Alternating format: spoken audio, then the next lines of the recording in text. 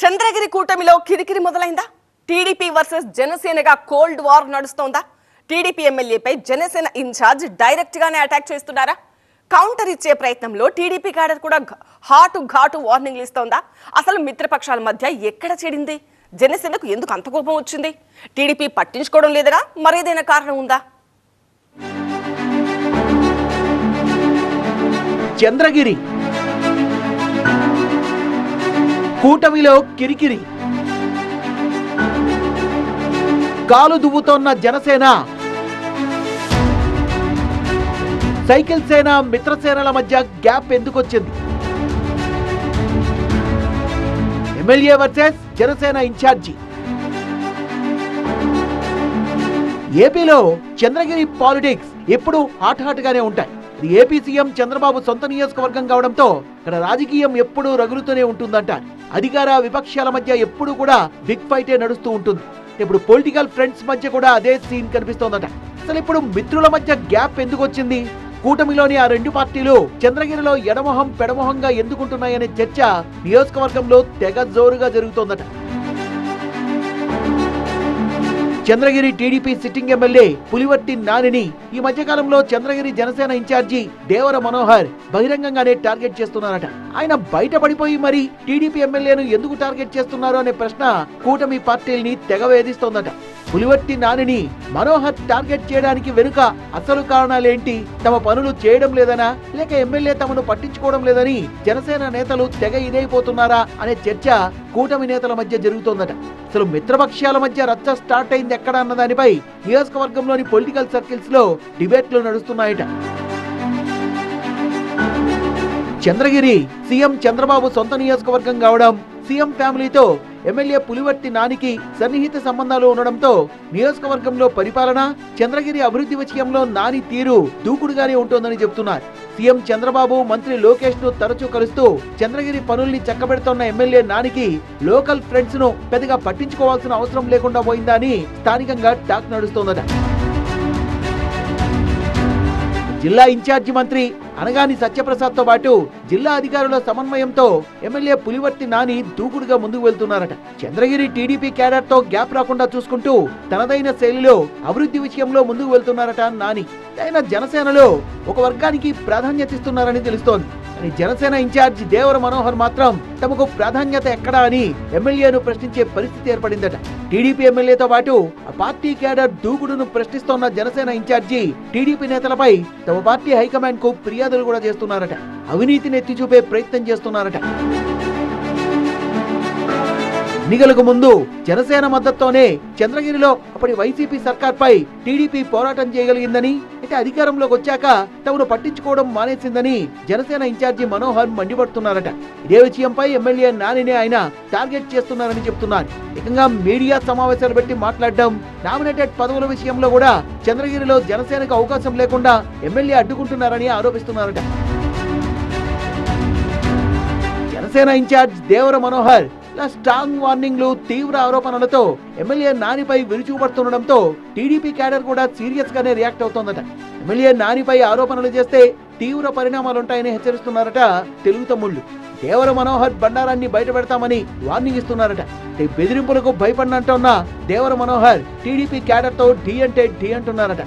Janasena incharge ఇంత serious గా ఆరోపణలు చేస్తున్నా ఎమ్మెల్యే పులివర్తి నాని ఏమాత్రం పట్టించుకోకపోగా లైట్ తీసుకుంటున్నారట. తనతో కలిసి వచ్చే జనసేన క్యాడర్ కు మాత్రం ప్రాధాన్యత ఇస్తున్నారట. జనసేన ఇన్ఛార్జిపై ఎలాంటి విమర్శలు చేయకపోగా అది తన పని కాదన్నట్టుగా ఉన్నారట. చంద్రగిరి అభివృద్ధిపై ఫోకస్ చేస్తూ ముందుకు వెళ్తున్నారట ఎమ్మెల్యే పులివర్తి నాని. కూటమి పెద్దలు ఈ చంద్రగిరి కిరికిరికి ఫుల్ స్టాప్ పెడతారా లేదా అనేది చూడాలంటున్నారు మిత్రపక్షాల నేతలు. ఆయన ఉమ్మడి రాష్ట్రంలోనే బడా రాజకీయ నేతగా వ్యవహరించారు. ఇప్పుడు ఏపీ టీడీపీలో కూడా సీనియర్ లీడర్. ఒక్క ముక్కలో చెప్పాలంటే 40 years ఇండస్ట్రీ. అయితే ఆయన నియోజకవర్గంలో ఇప్పుడు ఒక యువనేత హల్చల్ చేస్తున్నారట. టీడీపీ క్యాడర్ తో మీటింగులు, నేతలతో మాటామంతితో బిజీగా ఉన్నారట. గ్రామాల తిరుగుతూ టీడీపీ వ్యవహారాన్ని కూడా చూస్తున్నారట. ఆయన ఎవరో కాదు, ఈ సీనియర్ లీడర్ కుమారుడేనట. ఆయన తండ్రి వారసత్వం కోసం తెగ కష్టపడుతున్నారా? తండ్రి సీటు కోసం ఇప్పటి నుంచే ఖర్చు వేసుకుంటున్నారా? దీనిపైనే ఆ జిల్లాలో జోరుగా చర్చ సాగుతోందట. ఇంతకీ ఎవరా సీనియర్ నేత, ఎవరా జూనియర్ వారసుడు? ఏదా నియోజకవర్గం? అక్కడ 40 ఇయర్స్ ఇండస్ట్రీ, ఇక్కడ ఫాలోయింగ్ హిస్టరీ. కుదిరేనా వారసత్వ కెమిస్ట్రీ? తండ్రి బాటలో తనయుడు, వారసుడొచ్చాడా? కిమిడి కళా వెంకట్రావు పాలిటిక్స్ లో 40 ఇయర్స్ కు పైగా అనుభవం ఉన్న రాజకీయ నేత. 1982లో టీడీపీ ఆవిర్భావంతో రాజకీయ అరగేట్రం చేసిన కళా వెంకట్రావు ఇప్పటి వరకు యాక్టివ్ పాలిటిక్స్ లోనే కొనసాగుతున్నారు. కళా వెంకట్రావు 6 సార్లు ఎమ్మెల్యేగా, రాజ్యసభ సభ్యుడిగా, టీడీపీ చైర్మన్ గా, టీడీపీ రాష్ట్ర అధ్యక్షుడిగా పనిచేశారు. హోం, మున్సిపల్, విద్యుత్తో పాటు పలు కీలక శాఖలకు మంత్రిగా వ్యవహరించారు. ఏపీ రాజకీయాల్లో తనకంటూ ఒక ప్రత్యేక ముద్ర వేసుకున్నారు. శ్రీకాకుళం జిల్లా ఉణుకూరు అసెంబ్లీ నియోజకవర్గం నుంచి 4 సార్లు ఎమ్మెల్యేగా గెలుపొందిన కళా వెంకట్రావు 2009లో నియోజకవర్గ పునర్విభజనతో ఎచ్చెర్లకు మారారు.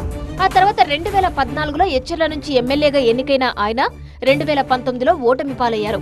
అయితే 2024 ఎన్నికల్లో ఎచ్చెర్ల నియోజకవర్గం పొత్తులో భాగంగా బీజేపీకి దక్కడంతో కళా వెంకట్రావు ఎక్కడి నుంచి పోటీ చేయాలన్నది అయోమయంగా మారింది. ఆ తర్వాత తప్పనిసరి పరిస్థితుల్లో విజయనగరం జిల్లా చీపురుపల్లి నుంచి కళా వెంకట్రావును బరిలోకి దించింది టీడీపీ అధిష్టానం. చీపురుపల్లి బొత్సకి కంచుకోట. అలా మొదటిసారి చీపురుపల్లి నుంచి పోటీ చేసిన కళా వెంకట్రావు ప్రస్తుత శాసనమండలి ప్రతిపక్ష నేత, వైసీపీ సీనియర్ నాయకుడు బొత్స సత్యనారాయణపై విజయం సాధించారు. చీపురుపల్లి నుంచి ఎమ్మెల్యేగా ఎన్నికైన కళా వెంకట్రావు గెలిచిన దగ్గర నుంచి నియోజకవర్గంలో గట్టిగానే పనిచేస్తున్నారు. ఇప్పుడు సడన్ గా కిమిడి కళా వెంకట్రావు కుమారుడు కిమిడి రామ్ మల్లిక్ చీపురుపల్లి నియోజకవర్గంలో యాక్టివ్ అయ్యారట. గ్రామాల్లో పర్యటిస్తూ టీడీపీ కార్యకర్తలతో సమావేశమవుతున్నారు. శుభకార్యాలకు వెళ్లి కార్యకర్తలకు దగ్గరయ్యే ప్రయత్నం చేస్తున్నారట. తండ్రి కళాస్థానంలో పార్టీ కార్యక్రమాలన్నీ రామ్ మల్లిక్ చూస్తున్నారట. నియోజకవర్గ టీడీపీపై పూర్తి గ్రిప్ తెచ్చుకోవడంతో పాటు ప్రతిపక్ష పార్టీ బలాలు, బలహీనతపై కూడా ఫోకస్ చేస్తున్నారట. తండ్రి కళా వెంకట్రావు రాజకీయ వారసుడిగా రామ్ మల్లిక్ రంగంలోకి వచ్చారని చీపురుపల్లి టీడీపీ వర్గాల్లో చర్చ జరుగుతోందట. ప్రస్తుతానికి టీడీపీ రాష్ట్ర కార్యదర్శిగా ఉన్న Ram Mallik full time politics చేస్తూ తండ్రి అడుగుజాడల్లో రాజకీయాలు నేర్పుతున్నారని చెబుతున్నారు. రాబోయే ఎన్నికల్లో తన స్థానంలో తన రాజకీయ వారసుడు రామ్ మల్లిక్ ను చీపురుపల్లి నుంచి బరిలోకి దించేలా ఇప్పటి నుంచే కళా వెంకట్రావు రంగం సిద్ధం చేస్తున్నారని టాక్ నడుస్తోంది. దీనికోసం గ్రౌండ్ లెవెల్లో కళా వెంకట్రావు తీవ్ర కసరత్తులు చేస్తున్నారని చెప్పుకుంటున్నారు. 4 దశాబ్దాలుగా తిరుగులేని రాజకీయాలు చేసిన కళా వారసత్వాన్ని, చాకచక్యాన్ని, రాజకీయ వ్యూహాలను, రాజకీయాల్లో ఓనమాలు నేర్చుకుంటున్న రామ్ మల్లిక్ ఏ మేరకు ముందుకు తీసుకుని వెళ్లగలరో చూడాలంటున్నాయి టీడీపీ వర్గాలు.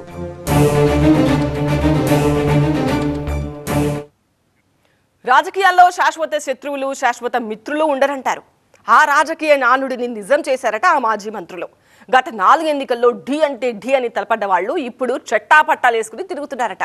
ఒకే ఎజెండా కిందకు చేరి అదే మన రాజకీయ ఎజెండా అంటూ రాగాలు తీస్తున్నారట. పునర్విభజన ఆశలు, రాజకీయ అవసరాలు వాళ్ళిద్దరినీ కలిపాయా? అందుకే కలిసి ఉంటే కలదు సుఖం అని పాడుకుంటున్నారా? ఇంతకీ ఎవరా నేతలు, ఏదా జిల్లా? నువ్వీ ధరణి, నేనా ధరణి, డీలిమిటేషన్ కలిపింది ఇద్దరిని. మొన్నటిదాకా ఉప్పు నిప్పు,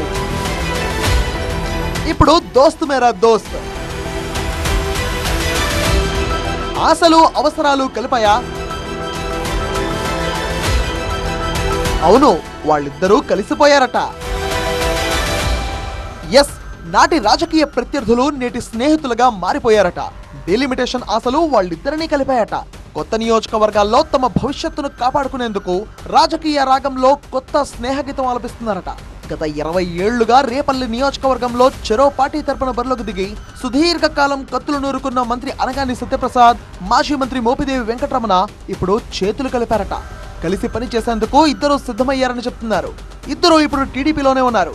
భవిష్యత్తులో డీలిమిటేషన్ తో రేపల్లిలో 2 నియోజకవర్గాలు ఏర్పడితే చెరో చోట పరస్పర అవగాహనతో కలిసి ముందుకు వెళ్లాలని ఇప్పటి నుంచే పొలిటికల్ జాయింట్ వెంచర్ తో జామ్ అంటూ ముందుకు సాగుతున్నారట. కలిసి ఉంటే కలదు సుఖం అంటూ సర్దుబాటు రాజకీయాలతో సందడి చేస్తున్నారట. బాపట్ల జిల్లా రేపల్లె అసెంబ్లీ నియోజకవర్గాన్ని అనధికారికంగా బీసీల రిజర్వ్ సీటుగా భావిస్తున్నారట. గత 4 అసెంబ్లీ ఎన్నికల్లో ఢీ అంటే ఢీ అన్న మోపిదేవి అనగాని ప్రస్తుతం ఒకే గొడుగు కిందకు చేరారు. వరుసగా 3 సార్లు గెలిచి నియోజకవర్గంలో తన పట్టు పెంచుకున్న అనగాని ప్రస్తుతం మంత్రిగా కొనసాగుతున్నారు. రేపల్లె నియోజకవర్గంలో బీసీ ఓటర్లే అధికంగా ఉంటారు. గౌడ్ సామాజిక వర్గానికి చెందిన అనగాని, మత్స్యకార సామాజిక వర్గానికి చెందిన మోపిదేవి వెంకటరమణలు రాష్ట్ర నాయకులుగా గుర్తింపు పొందారు. గత ఎన్నికల్లో వైసీపీ నుంచి పోటీ చేసే అవకాశం దక్కకపోవడంతో ఆ పార్టీ ఇచ్చిన ఎంపీ పదవికి రాజీనామా చేసిన మోపిదేవి టీడీపీలో చేరారు. ఈ మధ్యకాలంలో అనగాని సత్యప్రసాద్ సోదరుడితో కలిసి అభివృద్ధి కార్యక్రమాల్లో మోపిదేవి పాల్గొన్నారు.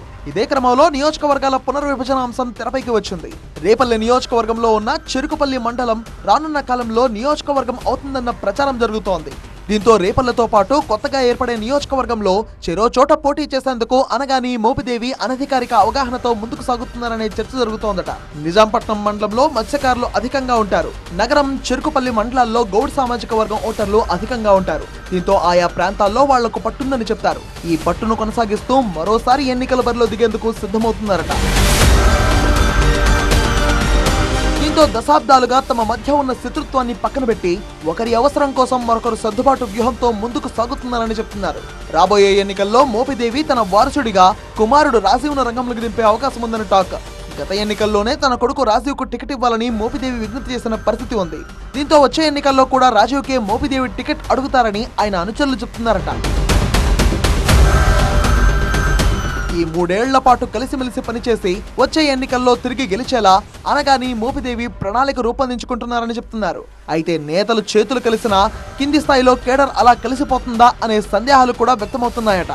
దీంతో కేడర్ ఏ మేరకు కలిసి పనిచేస్తుందో అనే సందిగ్ధత నెలకొందట. మరోవైపు రేపల్లె నియోజకవర్గంలో పెద్ద సంఖ్యలో ఉన్న కాపు సామాజిక వర్గం ఎవరి వెంట నడుస్తుందో అనే సందేహాలు కూడా ఈ ఇద్దరి నేతలను వెంటాడుతున్నాయట. అయితే పునర్విభజన నేపథ్యంలో వీళ్ళిద్దరు చేతులు కలిపినా కలిసి నడవడంపై వాళ్ళ అనుచరుల్లో ఇంకా చాలా సందేహాలు మిగిలే ఉన్నాయట. వీళ్ళిద్దరి జాయింట్ వెంచర్ ఏ మేరకు సక్సెస్ అవుతుందో చూడాలంటున్నాయి రేపల్లె రాజకీయ వర్గాలు. ఆ పార్లమెంటు స్థానం వైసీపీకి కంచుకోట లాంటిదట.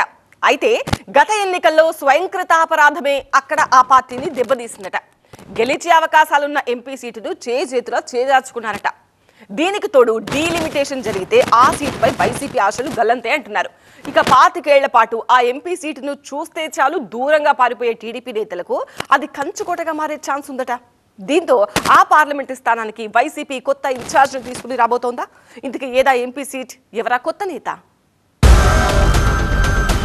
ఒంగోలు ఎంపీ స్థానం ఇన్నేళ్లుగా వైసీపీకి కంచుకోట. భవిష్యత్తులో టీడీపీ పుంజుకోనుందా? టీడీపీలో డీలిమిటేషన్ డ్రీమ్స్. కౌన్ బనేగా YCP Ongole boss? Ongole parliament YCP in charge గా కొత్త బాస్ రానున్నారా? వైసీపీకి మంచి పట్టున్న స్థానంలో గత ఎన్నికల్లో గట్టి ఎదురుదెబ్బ తగలడంతో నాయకత్వాన్ని మార్చాలి అన్న నిర్ణయానికి అధిష్టానం వచ్చేసిందా?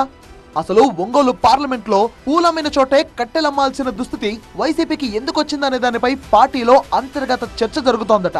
గత ఎన్నికల్లో అభ్యర్థి ఎంపికే వైసీపీ కొంప ముంచిందనే టాక్ వినిపిస్తోంది. 2014-19 ఎన్నికల్లో రాష్ట్రంలో ఫలితాలు ఎలా ఉన్నా సరే ఒంగోలు పార్లమెంట్ స్థానం వైసీపీ ఖాతాలోకే వెళ్ళింది. అంతటి ఊపులో ఉన్న వైసీపీ 2024లో ఎందుకు చతికిలపడింది?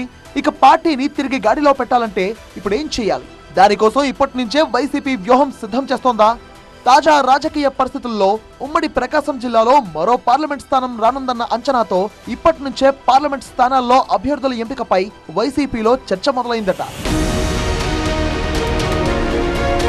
ఒంగోలు పార్లమెంట్ స్థానం ఒకప్పుడు కాంగ్రెస్ పార్టీకి కంచుకోటగా ఉండేది. 1952 నుంచి 2024 వరకు 17 సార్లు ఎన్నికలు జరిగితే కాంగ్రెస్ పార్టీ 10 సార్లు, ఇండిపెండెంట్లు 2 సార్లు, సిపిఐ 1 సారి, టీడీపీ 3 సార్లు, వైసీపీ 2 సార్లు గెలిచాయి. అప్పట్లో ఒంగోలు పార్లమెంట్ స్థానంలో కాంగ్రెస్ హవా అంతా ఇంతా కాదట. ఇక్కడ కాంగ్రెస్ పార్టీ టికెట్ దక్కితే చాలు ఎంపీ అయిపోయినట్లే అని చెప్పుకునేవారట. ఆ తర్వాత వైసీపీ ఆవిర్భావం నుంచి ఒంగోలు పార్లమెంట్ సీటు ఆ పార్టీకి కంచుకోటగా మారింది. 2014-2019 ఎన్నికల్లో వైసీపీ అభ్యర్థులు వరుసగా గెలుపొందారు. ఇక 2024లో జరిగిన ఎన్నికల్లో అనూహ్యంగా 25 ఏళ్ల తర్వాత ఒంగోలులో టీడీపీ గెలుపొందడం అందరినీ ఆశ్చర్యపరిచిందట. ఇక ఒంగోలులో 25 ఏళ్ల తర్వాత టీడీపీ జెండా ఎగిరింది. టీడీపీ ఆవిర్భావం తర్వాత 2024 ఎన్నికలు మినహాయిస్తే అంతకుముందు 10 సార్లు ఎన్నికలు జరిగితే టీడీపీ కేవలం 2 సార్లు మాత్రమే గెలుపొందింది. 1984లో బెజవాడ పాపిరెడ్డి, 1999లో కరణం బలరాం మాత్రమే ఆ పార్టీ తరపున గెలుపొందారు. లేటెస్ట్ గా 25 ఏళ్ల తర్వాత 2024 ఎన్నికల్లో టీడీపీ అభ్యర్థి గెలిచారు. రాష్ట్ర విభజనకు ముందు కాంగ్రెస్ కు అడ్డాగా ఉన్న ఒంగోలు విభజన తర్వాత వైసీపీకి కంచుకోటగా మారింది. వైసీపీ తరపున 2014లో వైవి సుబ్బారెడ్డి, 2019లో మాగుంట శ్రీనివాసులు రెడ్డి గెలిచారు. ఒంగోలు పార్లమెంట్ పరిధిలో రెడ్డి సామాజిక వర్గానికి చెందిన ఓటర్లు అధికంగా ఉండడమే దీనికి కారణమని చెప్తారు. అయితే గత ఎన్నికల్లో టీడీపీ నుంచి పోటీ చేసిన మాగుంట స్థానికేతర అస్త్రాన్ని ప్రయోగించి వైసీపీ అభ్యర్థి చెవిరెడ్డిని ఓడించి ఆ పార్టీ కంచుకోటను బద్దలుగొట్టారని విశ్లేషకులు చెప్తున్నారు. 2024 ఎన్నికల్లో తమ సిట్టింగ్ ఎంపీ మాగుంట శ్రీనివాసులు రెడ్డిని పక్కన పెట్టిన వైసీపీ అధిష్టానం జగన్ కు సన్నిహితుడిగా పేరున్న చిత్తూరు జిల్లాకు చెందిన చెవిరెడ్డి భాస్కర్ రెడ్డిని ఒంగోలు వైసీపీ అభ్యర్థిగా బరిలో దించింది. తనకు అంతగా ఇష్టం లేకపోయినా సరే అధిష్టానం ఆదేశాలతో చెవిరెడ్డి ఒంగోలులో ఎంపీ అభ్యర్థిగా పోటీకి దిగారంటారు. ఇక వైసీపీలో తనకు టికెట్ లభించకపోవడంతో టీడీపీ అభ్యర్థిగా మాగుంట బరిలో నిలిచారు.